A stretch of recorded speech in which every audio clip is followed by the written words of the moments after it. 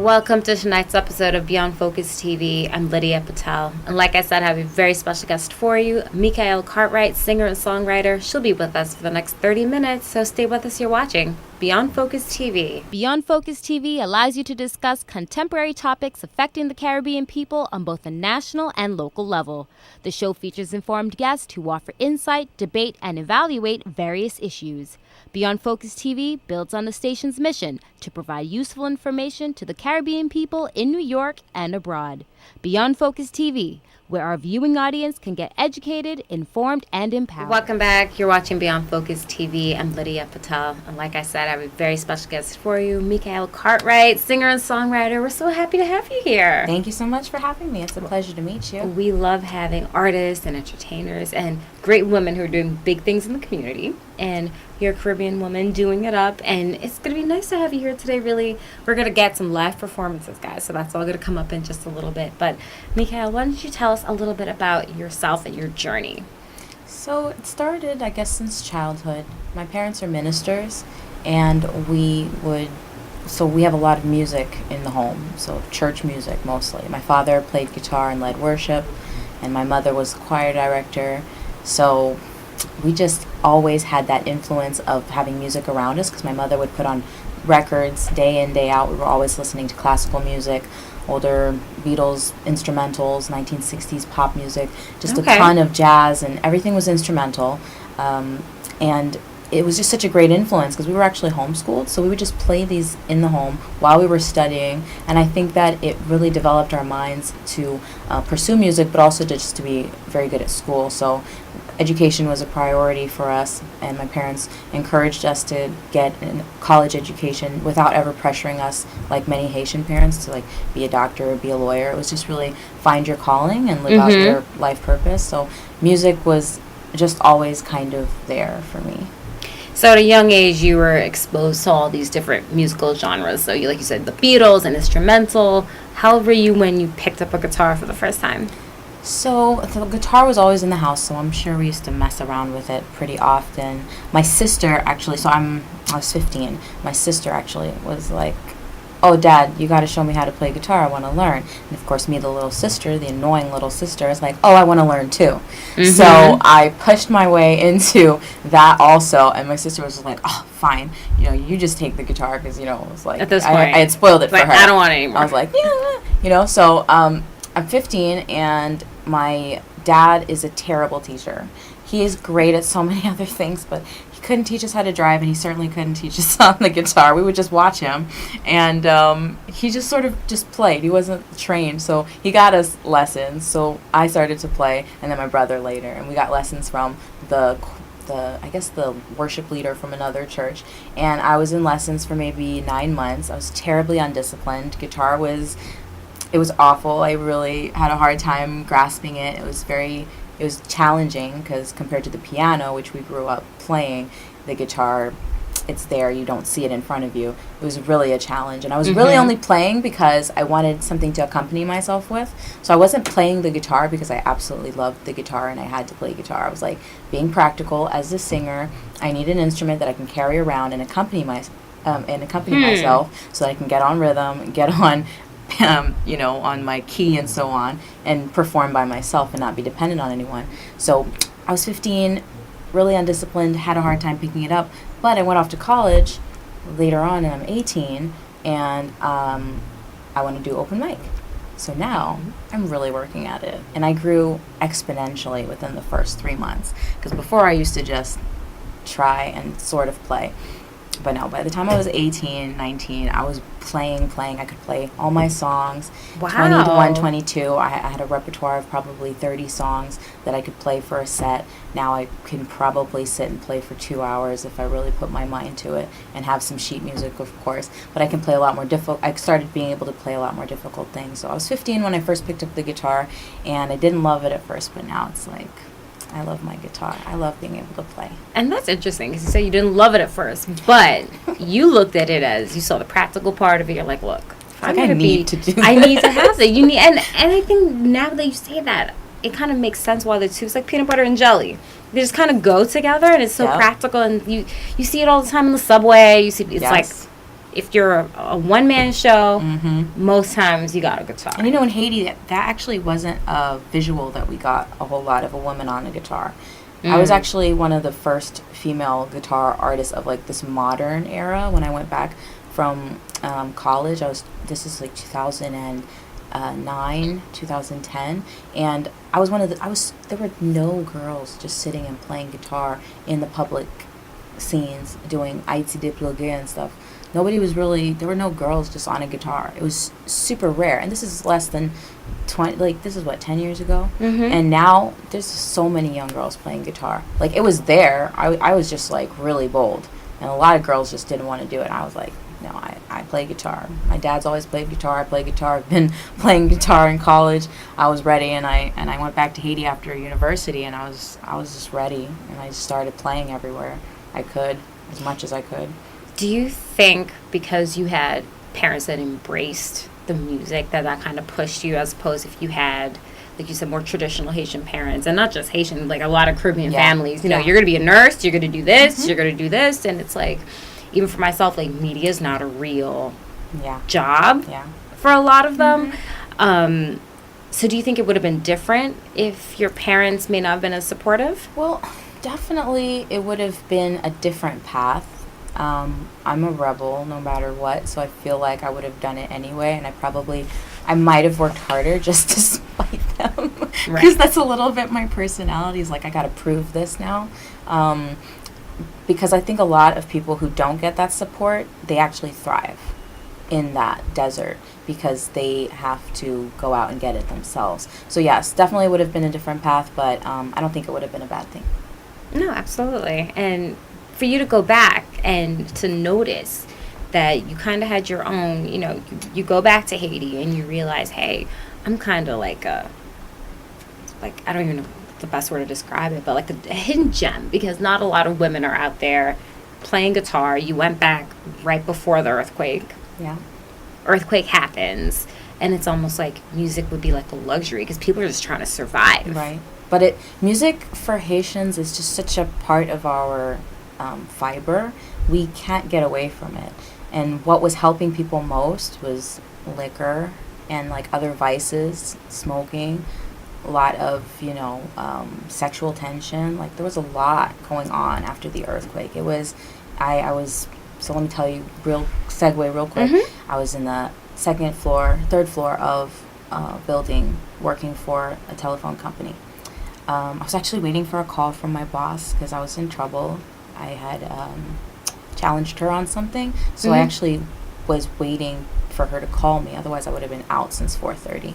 But if I had been anywhere else, I might have not have survived the earthquake. The building was actually built to sustain earthquakes. It worked in two parts to actually vibrate with the motion, and it hit, and I had no idea what was going on. So what did that feel like? It felt like when you're in a basement building here in New York and a big Mack truck is bumping down the road. My initial thought was, oh my God, who is bombing us? Like, who hates us so much that they are destroying us? I was like, who just dropped a bomb right now on Haiti, is what I thought. And because it was very unnatural, and compared to other earthquakes I've felt, it did not feel like a regular anything. So it was very just shocking, and I didn't know what to do. Everything was swaying everywhere, but I go downstairs and people are covered in dust, and we're hearing that this building is down, it's like Haiti is gone, everything's broken. Well, hold that thought. We'll take a quick break. We'll be right back. You're watching Beyond Focus TV.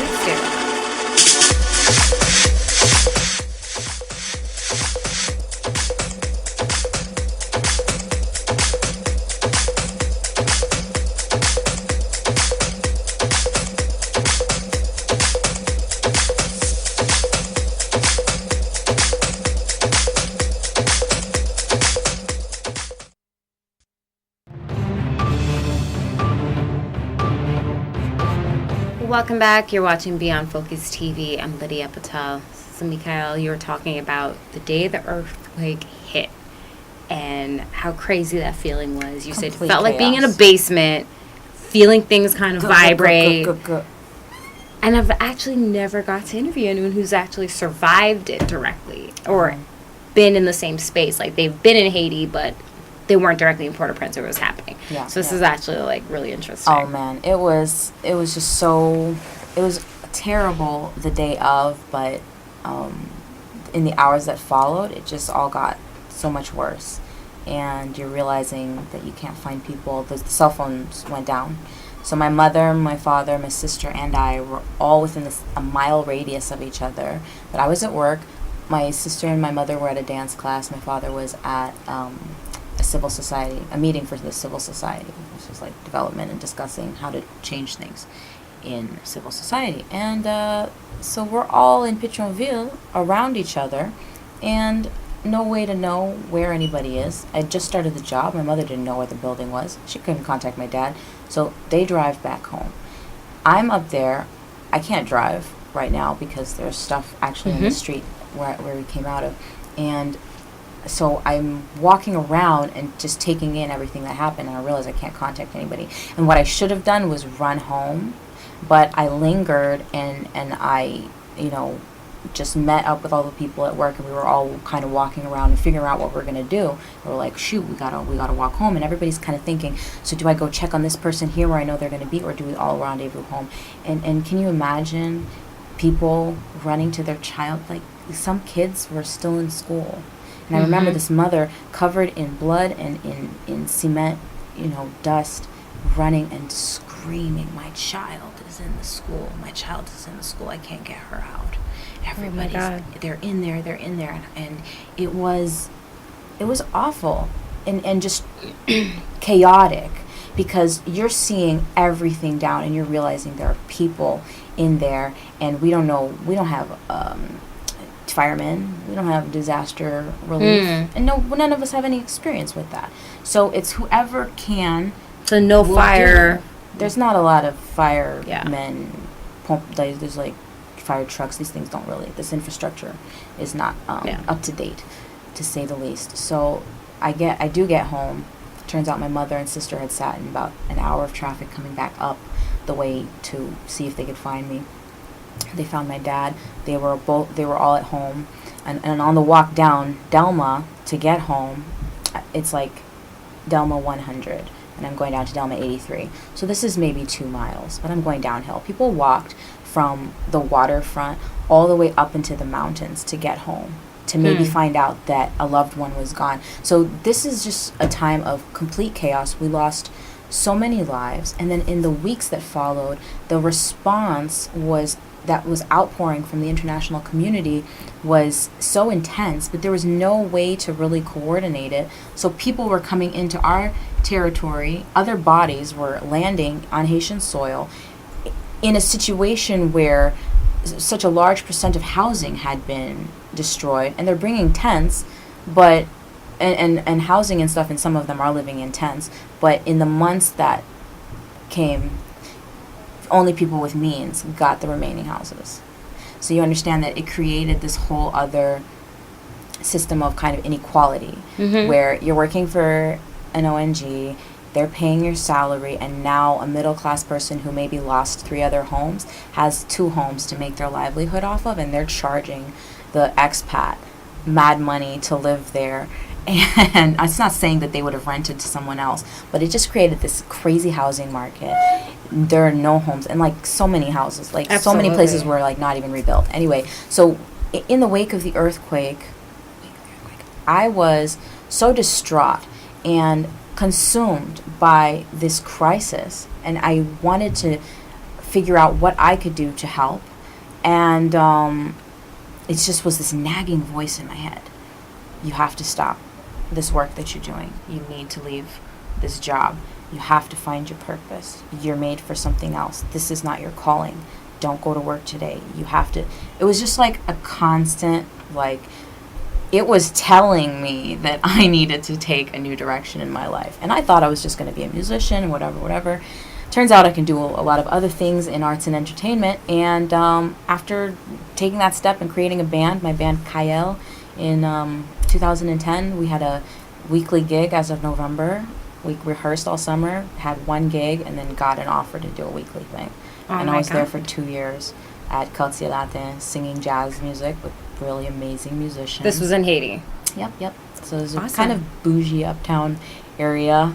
You know, I can't say that I didn't benefit from the influx of foreigners, because there were now jazz listeners at a beautiful outdoor patio space to listen But to my everything jazz. is But, you know, I met some incredible people, and I learned to understand the difference between all of them that were coming in.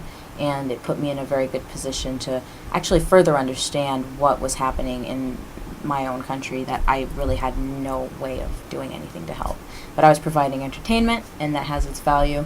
And I grew a lot as a musician during that time, because it was almost 3 hours of singing every Wednesday. So you got to know a lot of songs. You got to have a lot of chops. So my chops were serious back well, then. you It know was what? great. I think you need to give us some of those Okay, tunes. cool. Why don't you play us a little something? Let's do it.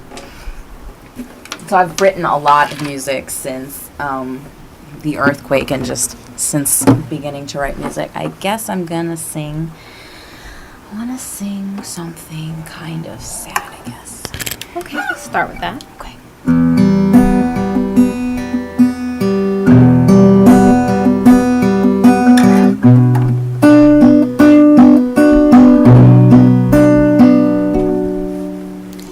I dove into a water deep where no one could find me. I escaped, ended up in a place where nothing ever got better. Oh, what a mistake. But I hate the way you judge me with your eyes, waiting for my demise. To you I'm no surprise. Oh, what a shame. I'll break a seed in your eyes, trying hard to fight, hoping I'll surprise you when I'm alright.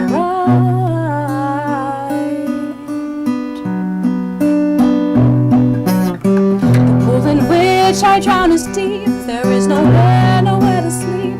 My heart aches. Oh, foolish me, I didn't see our mistakes are like currency. I hate the give and take. Ooh, a seed in your eyes, the beauty of my life, potential that has gone to waste. Another case of the unliving life to their taste. To my own demise, playing hard with fire, getting burned along the way. Sometimes I crave. That is awesome. We're going to take a quick break. Let's do it. We'll be right back. You're watching Beyond Focus TV. Stay with us.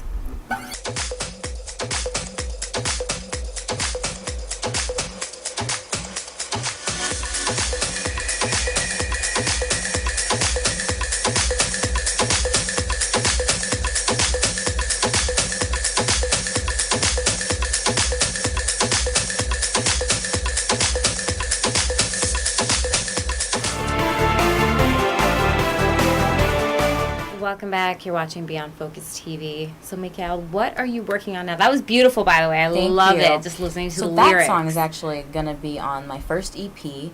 Right now, the title that we're discussing is Hope in Disguise. It's with a really great Indian producer. It's a friend of mine who has produced just some amazing tracks that are very dear to me. I'm able to just express myself, because the challenge for me has been that I sing jazz, I sing folk, I can sing R&B and soul. So finding my place in what I write, and also with who I work with, has been incredibly difficult. Finding people who respect what I want to do, instead of like slapping on makeup and a short skirt and hair extensions and being like, go be Beyonce. And no, like that's not my desire. I want to be myself. I want to be a folk artist that, you know, expresses herself through jazz and folk and soul music. Mm-hmm. So this album, this EP is just really near and dear to me, because I'm getting a lot of feelings off of my chest. And I also have a project with some great musicians in New Jersey. It's the Sogo Band, and Donnie Addis is very important in that process, because we've written some really great songs together, but also they've taken songs of mine and created just these much bigger sounding songs. So they took one folk song and we turned it into this kind of folklore Afro. It has an African folklore beat in the background, and it's just almost like a pop tune. It belongs in a Disney movie. So the plan is to put out these albums, submit to festivals, travel the world, and become, That's my it. level of artist, Well, we want to hear you play again before we wrap up. So can you play us a little Let's something? do one more. So this one is called For a Long Time, and it's one of my more upbeat songs. Yay. And I know we've all been there. Somebody that we see every day at the bus stop or on the train, and we don't talk to them because we're scared. Mm-hmm. So.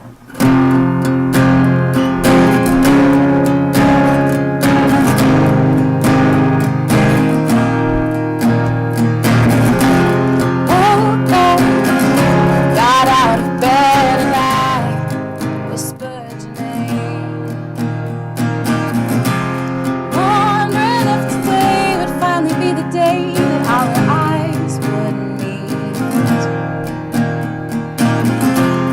Baked a necklace from a box, brushed my teeth, forgot to floss.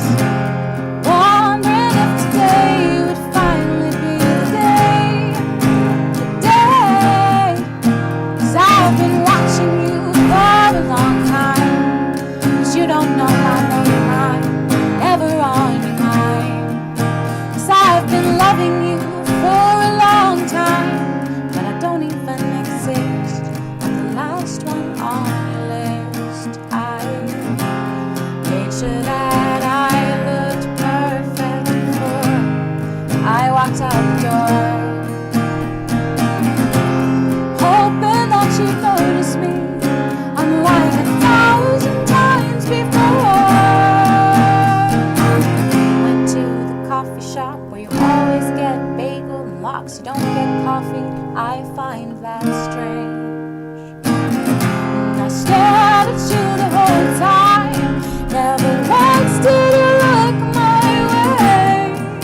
'Cause I've been watching you for a long time, but you don't know my name, I'm never on your mind. 'Cause I've been loving you for a long time, but I don't even exist. I'm the last one on your list. Tomorrow, I'm gonna walk right up to you. Tomorrow, I know exactly what I'll do.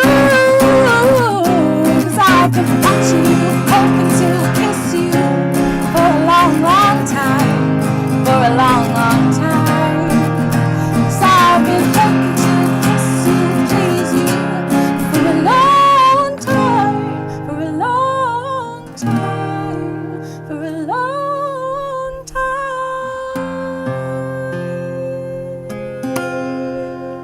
Oh my goodness.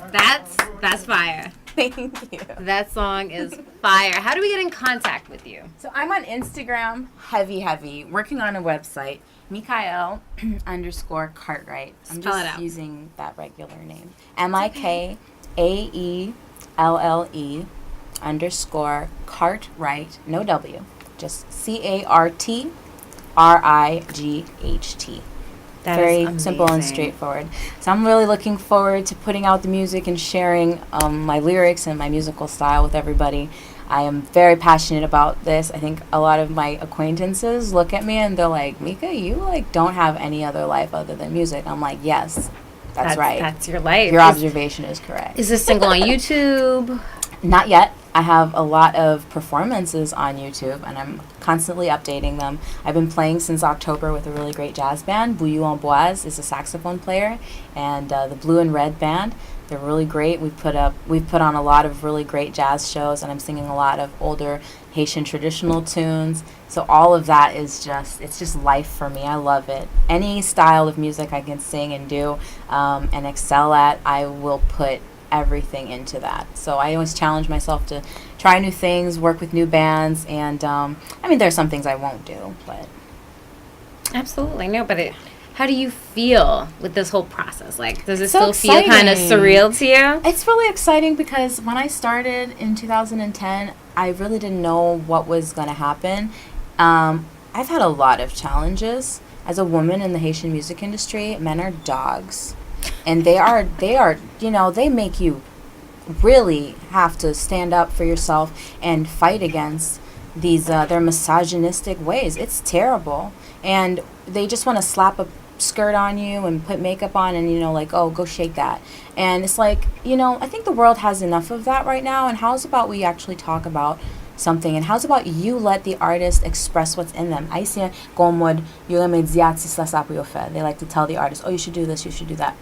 And like, I'm very pleased with the constructive criticism that I've gotten over the years because it's made me grow. But there's also a lot of noise and chatter that you have to work through to actually be confident in yourself as an artist. Because I know that what is in me is meant to come out, not on anybody else's terms, but on my terms. And I feel like there's a producer somewhere in like Scandinavia who's looking for an artist like me for maybe some really cool trancey folk stuff. So They'll find you. They'll find this you. is like an open call. Well, Looking for thank some you really cool. so much. It's been amazing having you here, and Thank we're you. we're gonna follow you and get some updates. And you're welcome back anytime with the guitar. We'll love to have you. Thank you so much, Lydia. It's been a pleasure. As always. If you have any questions or comments, you can send us an email at info@beyondfocusmedia.com. I'm your host, Lydia Patel. Thank you so much for joining us, and we'll be back again next week. Same time, same place. You're watching Beyond Focus TV. Stay with us. Beyond Focus TV show wants and needs your feedback. Did we blunder? Please let us know so we can improve. Was the show helpful to you? Drop us a note so we can share the success with our staff members. Is there something you think we could do better? We welcome new ideas and new approaches to old ideas.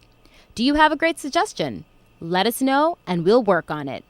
If you would like to share your comments anonymously, please send us an email at info@beyondfocusmedia.com. If you want to get in touch with the executive producer directly, send him an email at gene@beyondfocusmedia.com. We really look forward to hearing from you. We really look forward to hearing from